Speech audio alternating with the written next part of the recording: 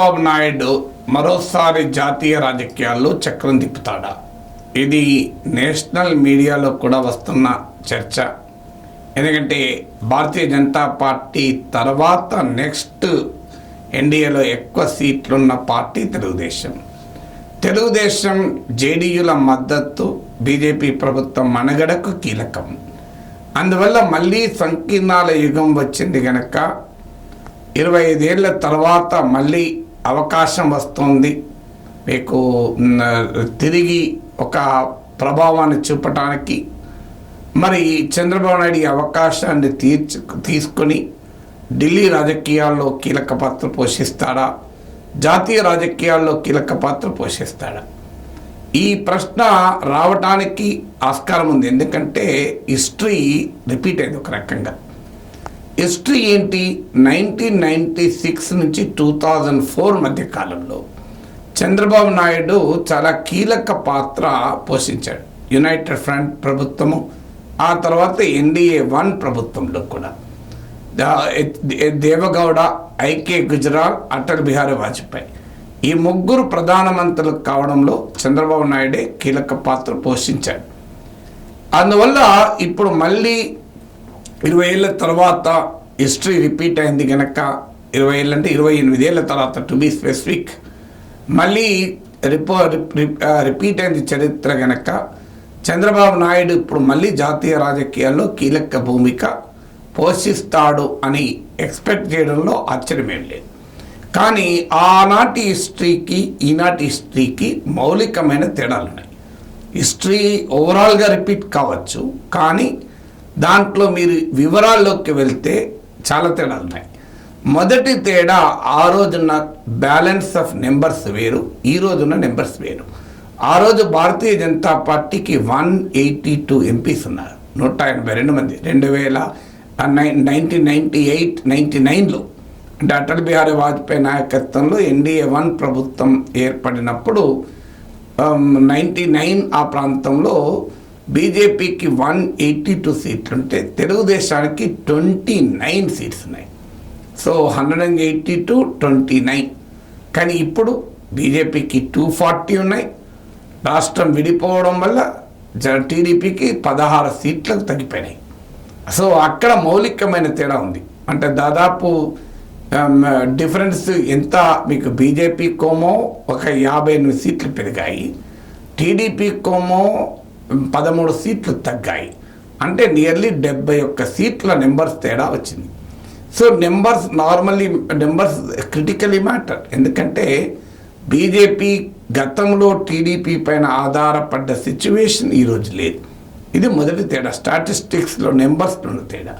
రెండవ తేడా ఏంటంటే బీజేపీ 240 మంది ఉండడము, ఈవెన్ ఇప్పుడు చంద్రబాబు నాయుడు, నితీష్ కుమార్లు ఉపసంహరించుకున్నా కూడా, అంటే ఈ 28 మంది వెనక్కు పోయినా ఏమీ కాదు. ఎందుకంటే ఇంకా ఈ 28 మంది ఇండియా కూటమి వైపు వెళ్ళినా ఇండియా కూటమి అధికారంలోకి రాదు. ఎందుకంటే 234 + 28 262 అవుతుంది.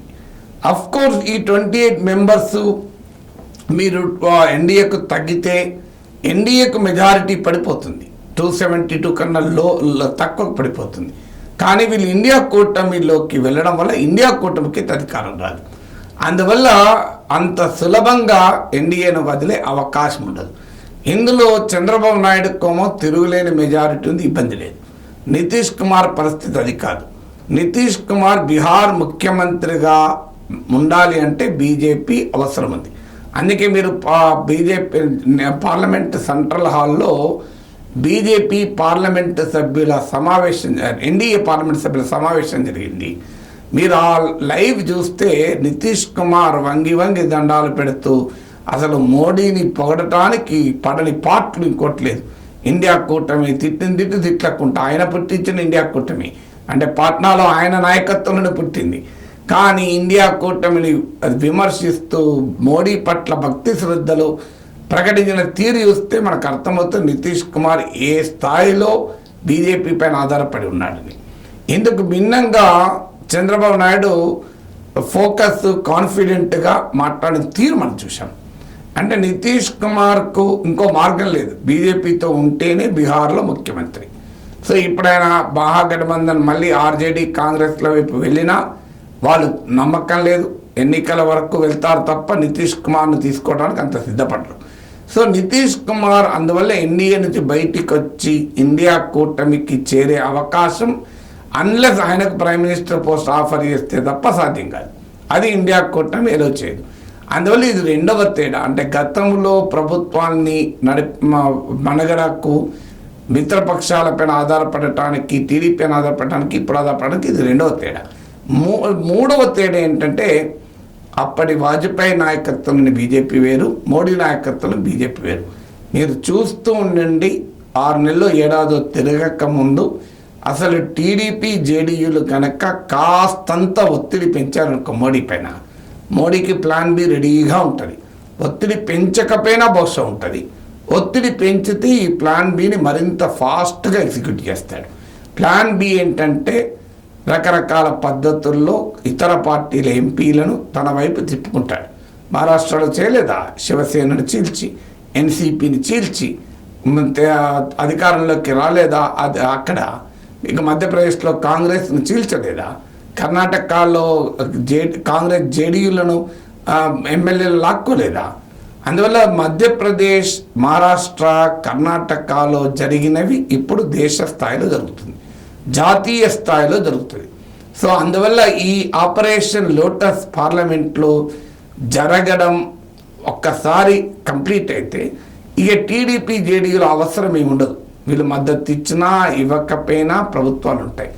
ఈవెన్ టీడీపీని జేడీయూలు కూడా బతకనిస్తారా అనేది కూడా క్వశ్చన్ మార్కే. మీకు గుర్తునే ఉంటుంది, టీడీపీ పార్లమెంటు సభ్యులు, రాజ్యసభ సభ్యులు 4 బీజేపీ లాక్కొని బీజేపీ పార్లమెంటరీ పార్టీలో విలీనం చేసుకుంది. మీకు CM Ramesh, Sujana Chowdary, Garakapati Mohan Rao, TG వెంకటేష్లను BJP తీసుకోలేదా. ఇదే టీడీపీకి చెందిన 4 రాజ్యసభ ఎంపీలను తీసుకొని టీడీపీ పార్లమెంటరీ పార్టీ బీజేపీలో విలీనమైందని ప్రకటించుకోలేదా. ఇప్పుడు రాజ్యసభ సభ్యులను తీసుకున్న బీజేపీ లోక్సభ సభ్యులను తీసుకోదా. రాజ్యసభలో బిల్లుల ఆమోదం పొందటానికే టీడీపీ ఎంపీలను లాక్కున్న బీజేపీ రేపు ప్రభుత్వం మనగడే అవసరం వచ్చినప్పుడు తెలుగుదేశం ఎంపీలను టార్గెట్ చేయదా బీజేపీ. సో అందువల్ల తెలుగుదేశం కానీ జేడీయూ ఎంపీలు కానీ ఆయా పార్టీలకు ఎంత లాయల్గా ఉంటారనేది క్వశ్చన్ మార్కే. ఇది చరిత్ర చెప్పిన క్వశ్చన్ మార్క్, నేను చెప్పింది కాదు.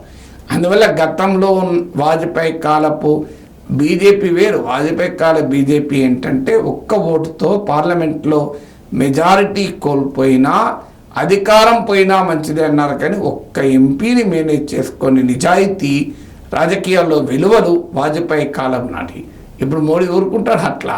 సో అందువల్ల అప్పటిదానికి ఇప్పటిదానికి ఇది 3వ తేడా. ఇక 4వ తేడా ఏంటంటే ఆ రోజు చంద్రబాబు నాయుడుకున్న పరిస్థితి వేరు, ఈరోజు వేరు. ఆయన ఏజ్ రీత్యా చూసినా, రాష్ట్రంలో అవసరాల రీత్యా చూసినా, ఆ రోజు ఉమ్మడి రాష్ట్రం ఆంధ్రప్రదేశ్కు అవసరం కన్నా ఢిల్లీలో జాతీయ రాజకీయాలపై ఫోకస్ చేసే సమయము, ఎనర్జీ, అవకాశము ఆ రోజు చంద్రబాబు నాయుడు దక్కింది. ఈరోజు చంద్రబాబు నాయుడుకి ఆ టైము, ఎనర్జీ, అవకాశం లేదు. ఎప్పుడైనా అర్జెంటుగా ఆంధ్రప్రదేశ్ పైన ఫోకస్ పెట్టాలి, రాజధాని అమరావతి పూర్తి చేయాలి, పోలవరం కంప్లీట్ చేయాలి, ఆంధ్రప్రదేశ్లో 20 లక్షల ఉద్యోగాలు ప్రామిస్ చేశారు. సో ఈ రకంగా తెలుగుదేశానికి వచ్చిన ఈ అవకాశాన్ని ఉపయోగించుకుంటేనే రేపు లోకేష్కు వారసత్వ బదిలీ కూడా పర్ఫెక్ట్గా జరుగుతుంది. అందువల్ల ఆ రోజంటే చంద్రబాబు నాయుడు కూడా ఎఫర్ట్, ఉమ్మడి రాష్ట్రానికి ముఖ్యమంత్రిగా కేంద్రం పైన ఆ స్థాయిలో ఆధారపడి లేరు గనక జాతీయ రాజకీయాలపైన ఫోకస్ చేయగలిగాడు. ఇప్పుడు రాష్ట్రంలో చంద్రబాబు నాయుడుకు చాలా పని ఉంది, సమయం కూడా లేదు. పని ఎక్కువ ఉంది, సమయం లేదు, కేంద్రం అవసరం ఎక్కువ ఉంది. అందువల్ల గతంలో జాతీయ రాజకీయాల్లో కీలక పాత్ర పోషించిన చంద్రబాబు ఇప్పుడు చక్రం తిప్పడానికి ప్రయత్నిస్తాడని నేను అనుకోను. ఆయన ఇప్పుడు చక్రం తిప్పే పని ఢిల్లీలో పెట్టుకోడు. ఏమైనా తిప్పగలిగితే అమరావతిలోనే తిప్పుతుంటాడు తప్ప ఢిల్లీకి వెళ్ళి చక్రం తిప్పాలి అనే ఆలోచన కూడా బహుశా చంద్రబాబు నాయుడు చేయకపోవచ్చు. ఎందుకంటే ఆయన ప్రియారిటీస్ మారిపోయాయి, పరిస్థితులు మారిపోయాయి, అవసరాలు మారిపోయాయి, ఈక్వేషన్స్ మారిపోయాయి, బలాల్లో కూడా నేను ఇంతకుముందు గణాంకాలతో సహా చెప్పిన తేడా కూడా వచ్చేసింది.